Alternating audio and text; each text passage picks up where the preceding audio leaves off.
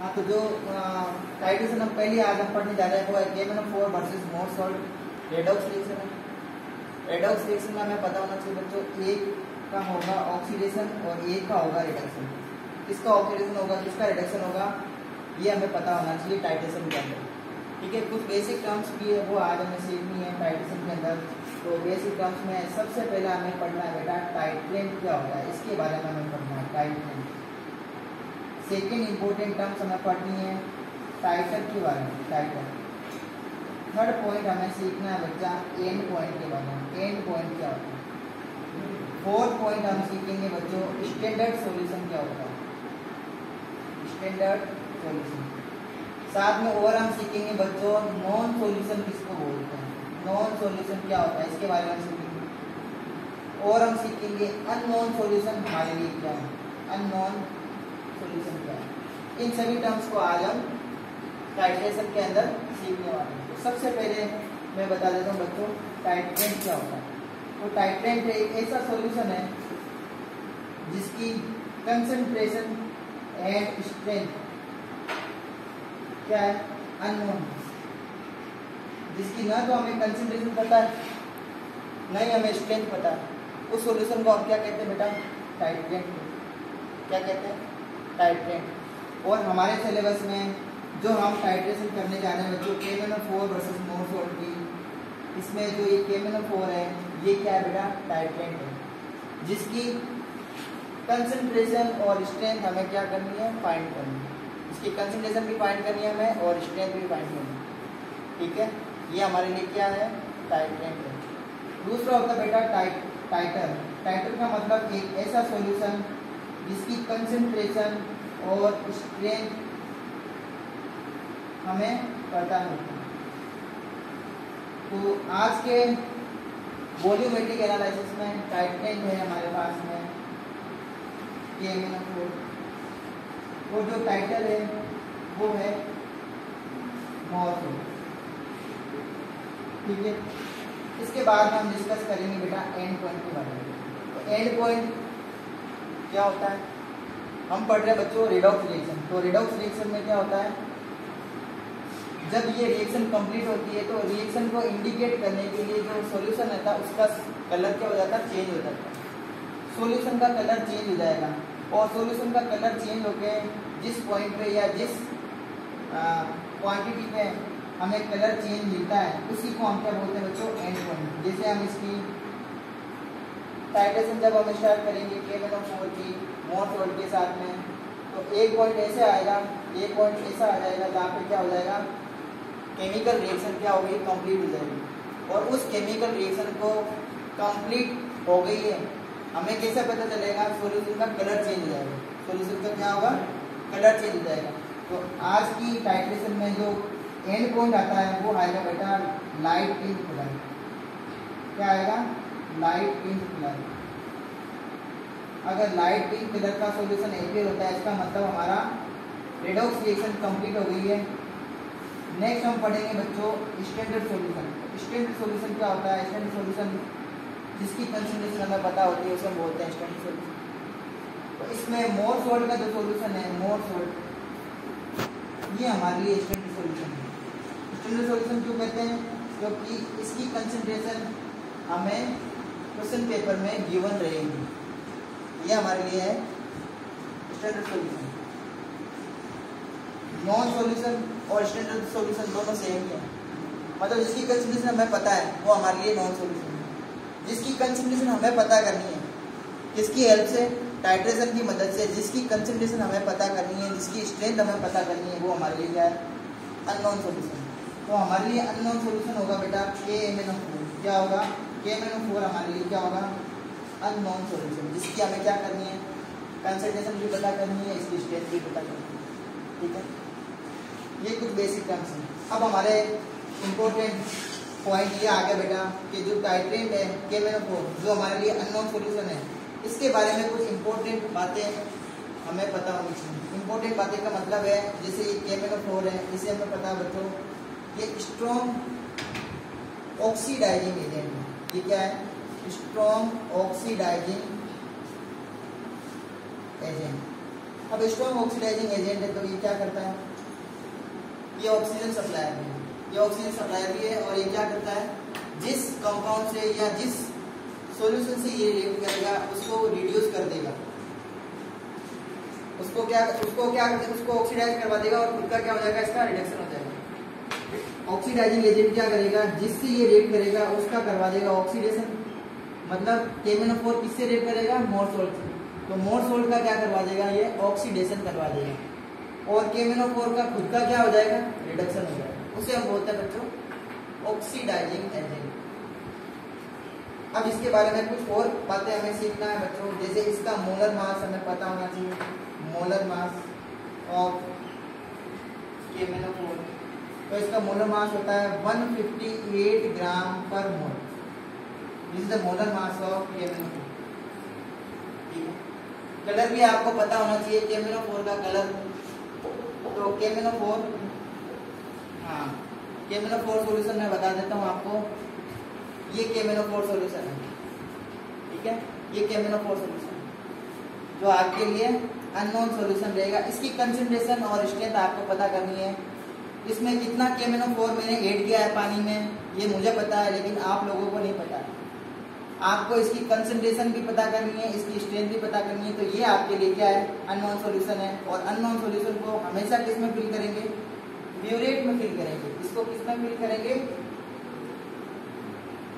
Burette में fill करते हैं। ठीक है, ऑक्सीडाइजिंग एजेंट के बारे में पता चल गया। अब हमें KMnO4 हम बहुत बोल रहे हैं, लेकिन हमें इसका केमिकल नेम भी पता होना चाहिए, तो इसे बोलते हैं बच्चों पोटेशियम परमैंगनेट। क्या कहते हैं इसे हम, पोटेशियम परमैंगनेट। ऑक्सीडाइजिंग एजेंट है, मोलर मास आपको पता होना चाहिए 158 ग्राम पर मोल होता है। सेकेंड हम बढ़ते हैं बच्चों, जो हमारे लिए नॉन सॉल्यूशन है, इसे हम बोलते हैं मोर सोल्ट। मोर सोल्ट का सबसे पहले हमें फॉर्मूला पता होना चाहिए, तो मोर सोल्ट का फॉर्मूला है NH4 whole twice, more salt का formula FeSO4 dot NH4 whole twice SO4 dot 6H2, this is the formula for more salt. और ये जो मोर सोल्ट है बेटा, ये है डबल सोल्ट। क्या है ये, डबल सोल्ट। डबल सोल्ट का मतलब क्या होता है, ऐसा सोल्ट जो दो सोल्ट के कॉम्बिनेशन से बनता है, उसे हम बोलते हैं डबल सोल्ट। ऐसा सोल्ट जो दो सोल्ट की कॉम्बिनेशन से बनता है, उसे हम क्या बोलेंगे, डबल सोल्ट। मोर सोल्ट में कौन कौन से सोल्ट है, एक तो बेटा फेरस सल्फेट और दूसरा कौन सा है, अमोनियम सल्फेट। एक है फेरस सल्फेट, इसका फॉर्मूला है FeSO4 फेरस सल्फेट, और दूसरा है अमोनियम सल्फेट। तो अमोनियम सल्फेट का फॉर्मूला होता है NH4 होल ट्वाइस SO4। ठीक है, साथ में इसमें क्रिस्टलाइन वाटर भी है। तो क्रिस्टलाइन वाटर एक मॉलिक्यूल के अंदर, इस पूरे मॉलिक्यूल के अंदर कितने हैं, 6 मॉलिक्यूल वाटर के हैं। अब इसका आपको मोलर मास पता होना चाहिए, तो मोर सोल्ट का मोलर मास होता है बच्चों 392 gram per mole. It is the molar mass for more salt. तो आप इसको 392 भी लिख सकते हैं, मोलर मास है ना, तो 392 ग्राम हम इसको लिखेंगे। ये इसका क्या है, मोलर मास है। मतलब है अगर आप 392 ग्राम मोर सोल्ट लेते हैं तो उसमें number of molecules more salt के कितने हो जाएंगे, 6.022 10⁻²²। ये क्या होता है, इसमें नंबर ऑफ पार्टिकल्स या नंबर ऑफ मॉलिक्यूल्स हमें मिलेंगे। इसमें 392 gram of more salt double salt है। इससे पहले हमने चैप्टर कोऑर्डिनेशन कंपाउंड में पढ़ा है बच्चों कि डबल सोल्ट और कॉम्प्लेक्स सोल्ट। तो डबल सोल्ट और कॉम्प्लेक्स सोल्ट में आप लोगों को डिफरेंशिएट करना भी आना चाहिए कि डबल सोल्ट में और कॉम्प्लेक्स सोल्ट में क्या डिफरेंस है। तो जो कॉम्प्लेक्स सोल्ट होते हैं बच्चों, जब हम उसे पानी में डिसोशिएट करते हैं, पानी में डिसोल्व करते हैं, तो वो अपने रेस्पेक्टिव आयंस के अंदर डिसोशिएट नहीं होते। उसे हम क्या कहते हैं बच्चों, डबल सोल्ट। क्या कहते हैं उसे हम, डबल सोल्ट। जो अपने आयंस के अंदर डिसोशिएट नहीं होते उसे हम कहते हैं कॉम्प्लेक्स सोल्ट। जो अपने आयंस से डिसोशिएट नहीं होंगे वो होंगे कॉम्प्लेक्स सोल्ट। डबल सोल्ट को जैसे हम पानी में डालेंगे, पानी में डिसोल्व करेंगे, तो ये अपने रेस्पेक्टिव आयंस के अंदर डिसोशिएट हो जाते हैं। जैसे मोर सोल्ट की अगर हम बात करें तो इसमें कौन कौन से आयन हैं, इसमें है बेटा एक तो Fe का आयन, एक है अमोनियम आयन, और क्या बच्चों इसमें सल्फेट, और क्या इसमें H+, और इसमें क्या है OH नहीं, ये सारे आयंस इसके अंदर मौजूद है। ये बात आपको पता चल गई मोर सॉल्ट के बारे में। मोर सॉल्ट का अब आपको केमिकल नाम भी पता होना चाहिए। ये तो आपको फॉर्मूला पता चल गया, इसका केमिकल नेम है बेटा ferrous ammonium sulphate. Ferrous ammonium sulphate, इसे हम क्या बोलते हैं? मोर सॉल्ट। शॉर्ट में अगर हमें लिखना है तो इसे हम FAS भी लिखते हैं, ठीक है। अब अगर इसे अमोनियम फेरस सल्फेट लिखते हैं तो भी मोर सॉल्ट ही है। कभी कभी आपको केमिस्ट्री लैब में जो मोर सॉल्ट है उसके बॉक्स पे आपको अमोनियम फेरस सल्फेट भी लिखा हुआ मिल सकता है। तो चाहे अमोनियम फेरस सल्फेट लिखा हुआ हो चाहे फेरस अमोनियम सल्फेट लिखा हुआ हो, मतलब दोनों का एक ही है, वो मोर सॉल्ट ही है। ये बात आपको समझ में आ गई। तो इसमें ये जो है ना KMnO4, ये क्या है? ऑक्सीडाइजिंग एजेंट है। इसका खुद का क्या हो जाएगा? रिडक्शन हो जाएगा और मोर सॉल्ट का क्या हो जाएगा? ऑक्सीडेशन हो जाएगा। तो मोर सॉल्ट के अंदर आप लोगों को पता है बेटा ये Fe आयन, ये है ना Fe+2 आयन, Fe+2 आयन, ये Fe+2 आयन Fe+3 के अंदर क्या होता है? कन्वर्ट हो जाएगा, मतलब इसका क्या होता है? ऑक्सीडेशन होता है। KMnO4 के अंदर देखो बच्चा KMnO4, इसका अगर हम आयनिक इक्वेशन लिखते हैं तो आयनिक इक्वेशन में इसको हम इस टाइप से लिखते हैं MnO4-। तो MnO4- फाइनली किसमें कन्वर्ट होता है? Mn+2 के अंदर कन्वर्ट होता है, ठीक है। अब आप देख सकते हैं बच्चों MnO4-, इसमें Mn की ऑक्सीडेशन स्टेट अगर हम फाइंड करें तो Mn की ऑक्सीडेशन स्टेट यहाँ पे निकल के आती है 7। तो 7 से ये Mn किस में कन्वर्ट हो रहा है बेटा? Mn+2 के अंदर। तो यहाँ पे इसकी ऑक्सीडेशन नंबर कितना है बेटा? 2 है। मतलब देखो ये इलेक्ट्रॉन एक्सेप्ट कर रहा है, इलेक्ट्रॉन जो एक्सेप्ट करते हैं उसका खुद का क्या होता है? रिडक्शन होता है। यहाँ पे इसका क्या हुआ है? रिडक्शन हुआ। जो इलेक्ट्रॉन डोनेट करते हैं उसका क्या होता है? ऑक्सीडेशन होता है। यहाँ पे Fe+2 था, इसने एक और इलेक्ट्रॉन डोनेट कर दिया तो Fe+3 के अंदर कन्वर्ट हो गया, ठीक है। बात समझ में आ गया आपको? कभी कभी आपको एग्जाम में मोलरिटी नहीं देकर आपको, जैसे हम कंसंट्रेशन की बात करते हैं तो कंसंट्रेशन में आपको या तो मोलरिटी मिल जाएगी, मोलरिटी, या फिर आपको क्वेश्चन पेपर में नॉर्मलिटी मिल जाएगी, नॉर्मलिटी। तो अगर मोलरिटी दिया हुआ है या नॉर्मलिटी दिया हुआ है तो आप लोगों को इसको अच्छे से देख के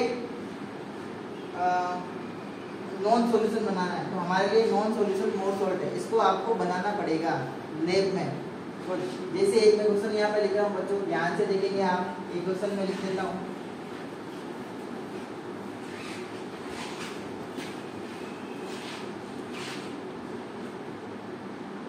क्वेश्चन है प्रिपेयर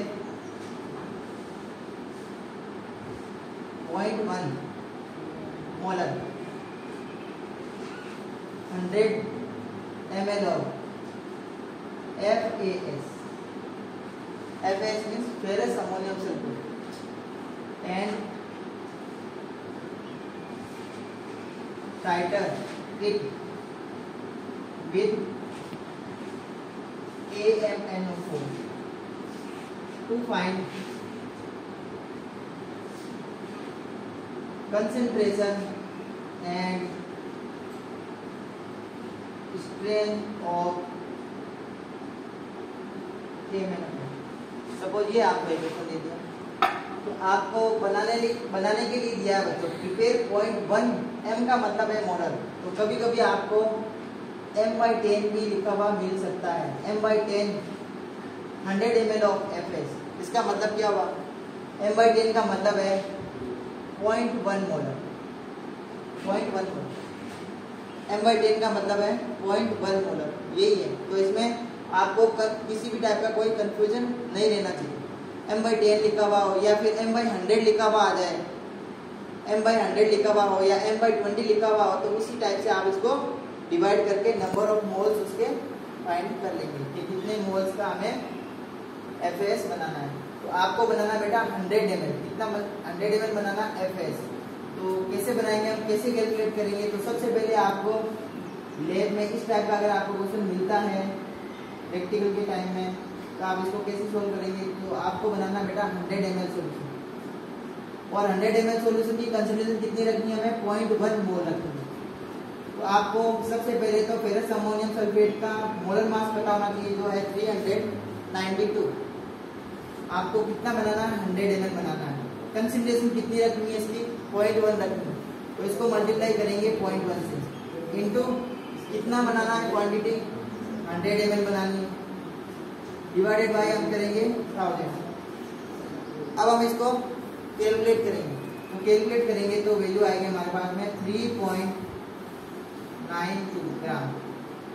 इसका मतलब आपको FAS की क्वांटिटी, जब आपको FAS बनाने के लिए दिया जाएगा, आपको FAS बनाना होगा, जो कि आपके लिए क्या बेटा नॉन सॉल्यूशन है, इसे आपको बनाना पड़ेगा। तो इसके लिए आपको FAS की क्वांटिटी कितनी वे करनी है? 3.92 ग्राम आपको इसकी क्वांटिटी वे कर लेनी है with the help of digital balance. Digital balance की सहायता से आपको इतना ले लेना है। अब आप क्या करेंगे? 100 ml बनाना है तो आप एक सुटेबल बीकर ले लेंगे जिसकी कैपेसिटी 100 ml या इससे ज़्यादा हो। आपको सोल्ट डाल देना है इसमें, जो आपने 3.92 ग्राम लिया है वो सोल्ट आप इसमें ट्रांसफर कर देंगे। इसमें लिटिल अमाउंट ऑफ पानी डालेंगे, लिटिल अमाउंट ऑफ वाटर, इसको डिजोल्व करेंगे। इसको डिजोल्व करने की कोशिश करेंगे। जब ये डिजोल्व हो जाए 3.92 ग्राम जब इसमें डिजोल्व हो जाए अच्छे से, तब फिर वॉल्यूम बढ़ा के अप टू 100 ml कर देना है। कितना कर देना है? Up to 100 ml। 100 ml से बियॉन्ड नहीं जाना है आपको। ऐसा नहीं कि आपने सोल्ट ले लिया 3.92 ग्राम और एक दूसरे बीकर में ले लिया आपने 100 ml पानी और इसमें ऐड कर दिया, तो ऐड करने से वॉल्यूम बढ़ के 104 ml हो जाएगा, क्योंकि FAS भी तो अपने स्पेस ऑक्यूपाई करेगा ना। हमें तो 100 ml बनाना था FAS, 100 ml उसकी क्वांटिटी, उसका वॉल्यूम 100 ml ही होना चाहिए। अगर आप 100 ml पानी पहले से आपने 100 ml पानी ले लिया है, फिर इसमें आप 3.92 ऐड करेंगे तो वॉल्यूम बढ़ जाएगा। जो गिवन वॉल्यूम है ना वो हमें नहीं मिलेगा, मतलब कंसंट्रेशन डिक्रीज हो जाएगी। फिर जो आप रिजल्ट चाहते हैं वो रिजल्ट आपको नहीं मिलेगा। तो आपको क्या करना है? सबसे पहले आप एम्प्टी बीकर ले लेंगे, उसमें FAS डालेंगे, डाल के उसमें थोड़ा सा पानी डालेंगे, उसको डिजोल्व करने की कोशिश करेंगे, आराम से डिजोल्व हो जाएगा। जब डिजोल्व हो जाए तो उसका वॉल्यूम बढ़ा के अप टू 100 ml कर देंगे, तो ये आपके लिए FAS प्रिपेयर हो गया। ठीक है। अब आपको क्या करना है? जो आपको KMnO4 दिया है, KMnO4 जो आपको दिया गया है, जिसकी कंसंट्रेशन और स्टेज आपको फाइंड करनी है, इसे आप ब्यूरेट में फिल कर देंगे। ब्यूरेट में अननोन सॉल्यूशन को फिल किया जाता है।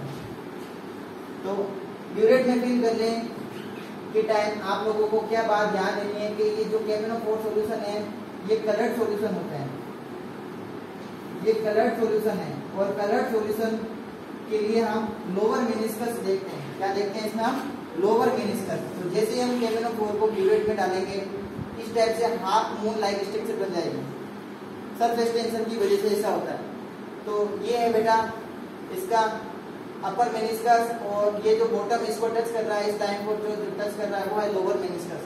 तो आपको अपर वैल्यू देखनी है। ये अगर 0 पे है, इसका मतलब जो ब्यूरेट आपकी 25 ml की है वो आपने इसको फिल कर दिया। 25 ml आपने KMnO4 ले लिया है। जो सामने आपको ब्यूरेट दिखाई दे रही है वो 25 ml की है। कितनी है बेटा? 25 ml की। ये 25 ml की ब्यूरेट है। तो आपको सबसे पहले जब इसमें फिल करेंगे तो आपको एक बात ध्यान देनी है कि ये जो नोजल है वो बंद रहना चाहिए। ये नोजल बंद रहना चाहिए। अगर आपका नोजल ऐसे ऑन रह गया और आपने यहाँ से KMnO4 फिल किया तो MnO4 नीचे से निकलता रहेगा, वो आपको ध्यान देना है। तो सीट खराब हो जाएगी या केमिकल वेस्ट हो जाएगा, तो ज़्यादा काम करना पड़ जाएगा। सबसे पहले इसको नोजल को बंद कर लेंगे। नोजल बंद करने के बाद में इसमें KMnO4 फिल करना है। ठीक है। KMnO4 फिल करने के बाद में ये जो कॉलम है इसके अंदर एयर फिल रहेगी अभी भी, तो इस एयर को आपको क्या करना है? रिमूव करना है। तो इस एयर को रिमूव करने के लिए क्या करेंगे? इस नोजल को ऑन करेंगे धीरे धीरे, और धीरे धीरे सॉल्यूशन को इसके अंदर से गिरने देंगे। किसमें लेंगे? वो बीकर में ले लेंगे। तो इसको पहले अच्छे से एयर का जो कॉलम है उसको रिमूव कर देना। रिमूव करने के बाद इसको वापस बंद करके आपको सॉल्यूशन का वापस कितना कर देना है? 0 तक कर देना है। इसका मतलब ये जो ब्यूरेट है ना, ये 25 ml की है, 25 ml आपको KMnO4 इसमें फिल कर देना है। ये करने के बाद में आपको ले लेना है फ्लास्क, फ्लास्क, कॉनिकल फ्लास्क ले लेंगे आप, और पिपेट की हेल्प से आपको मोर सॉल्ट ले लेना है। तो पिपेट जो हमारे पास में है, पिपेट एफएस, तो जो ये पिपेट है हमारे पास में, ये है 10 ml की। तो 10 ml की पिपेट से आपको 10 ml एफएस लेना है। ये एफएस आपको 10 ml लेना with the help of pipette, और एफएस को इसमें ट्रांसफर कर देना है। ठीक है, इसमें 10 ml एफएस डालने के बाद में आप क्या करेंगे, half test tube dilute sulphuric acid इसमें ऐड कर देंगे। हाफ टेस्ट ट्यूब क्या ऐड कर देंगे, डाइल्यूट सल्फ्यूरिक एसिड ऐड करेंगे।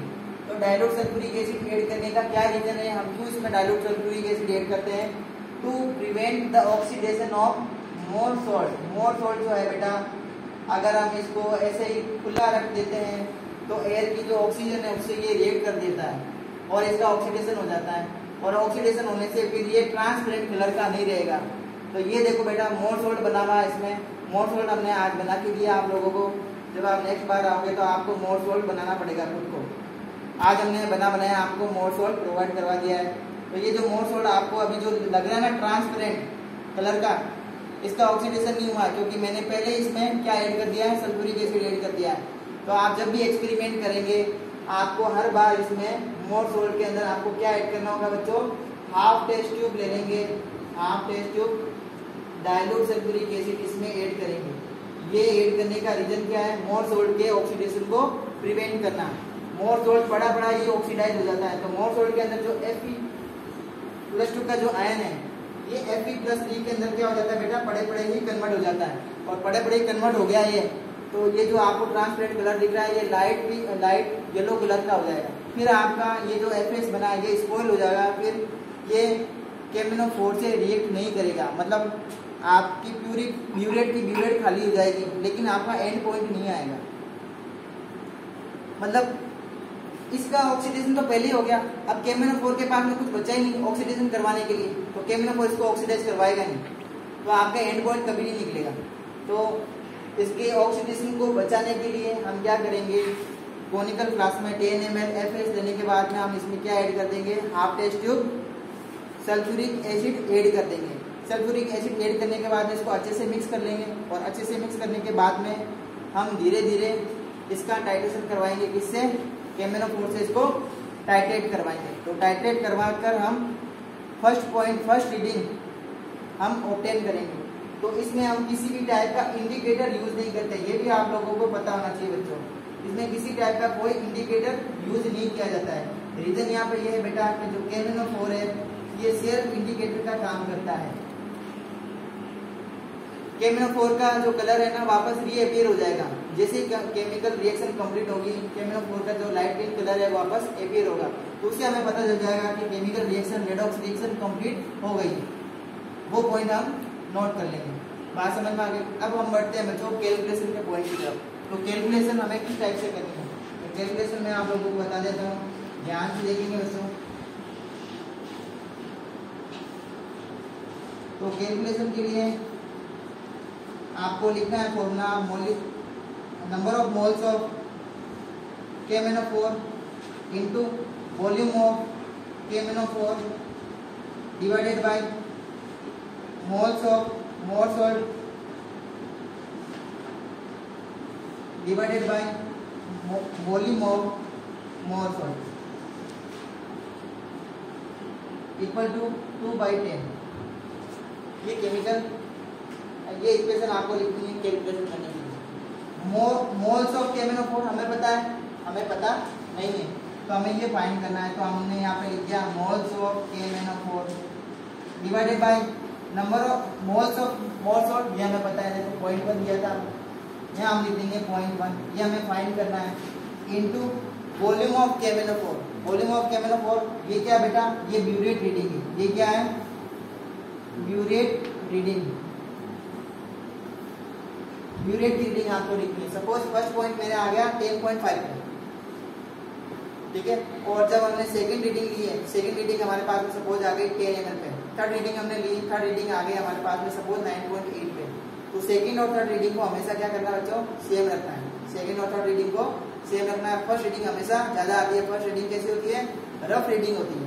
फर्स्ट रीडिंग रफ रीडिंग होगी, सेकंड और थर्ड रीडिंग जो होगी वो फाइनल रीडिंग होगी, उसे हम कॉनकॉर्ड रीडिंग बोलेंगे। तो सेकंड और थर्ड रीडिंग आपके मान लो फर्स्ट रीडिंग आई है आपके 10.5 ml पे, सेकंड रीडिंग आई है 10.0 ml पे और थर्ड रीडिंग आई है 9.5 ml पे। तो आपको क्या करना है, आपको 9.8 नहीं लिखना है। सेकंड और थर्ड रीडिंग को आपको क्या करना है, सेम रखना है। तो यहाँ पे 10.0 ml कर देंगे। मान लो आपकी सेकंड रीडिंग आ गई 9.8 पे और थर्ड रीडिंग आ गई आपकी 10 पे, आपको सेम रखना है। ऐसी वैल्यू रख देना है ताकि आपको कैलकुलेशन करने में आसानी हो। तो इसमें कैलकुलेशन करने में आसानी आपको 10 ml से हो जाएगी। तो इस टाइप से आपको करना है। अब इसका एवरेज नहीं करना होता है। कॉनकॉर्ड वैल्यू के अंदर मतलब है सेकंड और जो थर्ड रीडिंग है तो सेम रीडिंग है, उसी को हम क्या लिखते हैं, फाइनल रीडिंग के तौर पे हम लिखते हैं। तो यहाँ पे वॉल्यूम ऑफ KMnO4 का मतलब है ब्यूरेट रीडिंग, और ब्यूरेट रीडिंग आई हमारे पास में 10 ml divided by volume of Mohr salt. Mohr salt हमने कितना लिया था, with the help of pipette कितना लिया था हमने, सिर्फ 10 ml लिया था। तो यहाँ पे हम लिख देंगे 10 इक्वल टू 2/10। तो अब आप इसको कैलकुलेट कर देंगे तो आपके पास में आ जाएगा बेटा molarity of KMnO4, molarity of KMnO4 आ जाएगी। इसके बाद में आपको फाइंड करना है, ये तो कंसंट्रेशन हमने पता कर लिया। अब एक और पॉइंट आपको पता करना है स्ट्रेंथ का। तो स्ट्रेंथ को पता करने का फॉर्मूला लगाना बेटा स्ट्रेंथ का।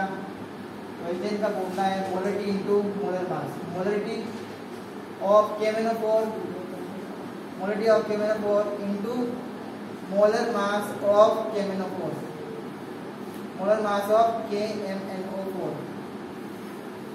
तो आपके लिए मोलरिटी आपने अभी कैलकुलेट कर ही लिया था यहाँ से, तो वो मोलरिटी आप यहाँ पे लिख देंगे into molar mass of KMnO4 जो है 158। जैसे आप इसको कैलकुलेट करेंगे आपके पास में क्या आ जाएगी बेटा, स्ट्रेंथ आ जाएगी। किसकी स्ट्रेंथ आ जाएगी, KMnO4 की स्ट्रेंथ आ जाएगी। और KMnO4 की स्ट्रेंथ आप यहाँ पे लिख देंगे कैलकुलेट करके ग्राम पर लीटर में। ये आपसे लिए क्या हो जाएगा, फाइनल आंसर हो जाएगा। बात समझ में आ गई। अब हम स्टार्ट करते हैं दोस्तों।